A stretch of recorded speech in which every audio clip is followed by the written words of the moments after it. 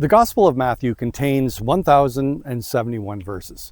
Now, which one verse out of those 1,071 would best explain the Gospel of Matthew? Well, a strong candidate would have to be Matthew 27:37, which reads, "And over his head they put the charge against him," which read, "This is Jesus, the King of the Jews."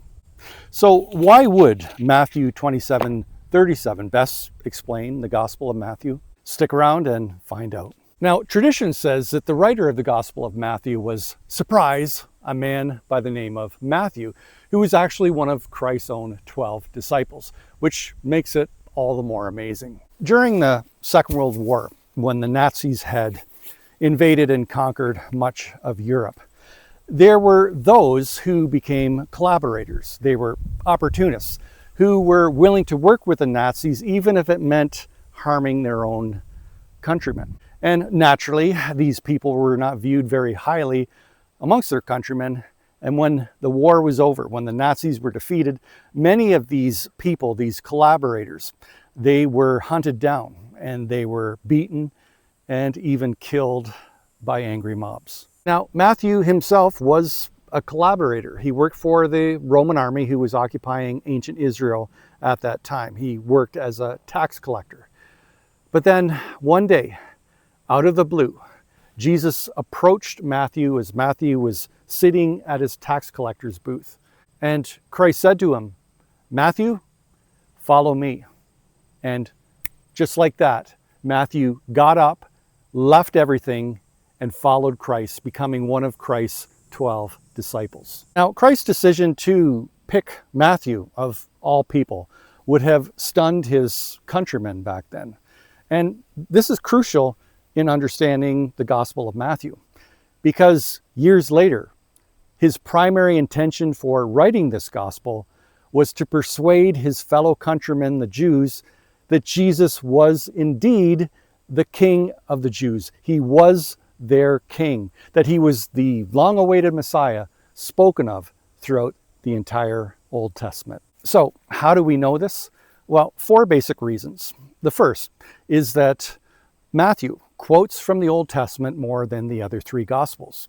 And unlike the other 3 Gospels, he really doesn't seem to feel the need to explain Jewish customs and traditions. He also used the phrase, the kingdom of heaven, rather than the kingdom of God. And that's because pious Jews back then believed that it was disrespectful to refer to the Almighty by his name. And the fourth is that Matthew structured his gospel around 5 main discourses, symbolic of the Pentateuch, the first 5 books of the Old Testament.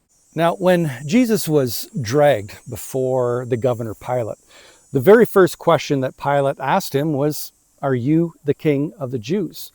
And he asked Christ that question because that's what the Jewish authorities were claiming. And if that was true, then essentially Pilate would be forced to crucify Christ for treason against the Roman emperor. Now, as Matthew 27:37 says, at Christ's crucifixion, Pilate had a sign placed over Christ's head, which read, "This is Jesus, the King of the Jews." And that's essentially the whole point of Matthew's gospel. Matthew was trying to persuade his fellow countrymen, the Jews, that Jesus was their king. He was their Messiah. Sadly, many simply refuse to believe.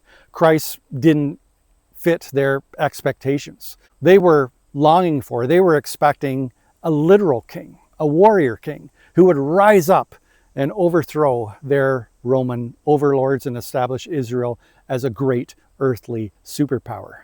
They were certainly not expecting a spiritual king, one who would willingly go to the cross and be executed by the Romans. And so the takeaway for us 2,000 years later, do we miss experiencing the risen Christ because of our own false expectations? Now, if you've watched this video weeks into the future, then you may be able to watch the explanation to the other 3 Gospels and their key verses over there. Subscribe and dare to be wise.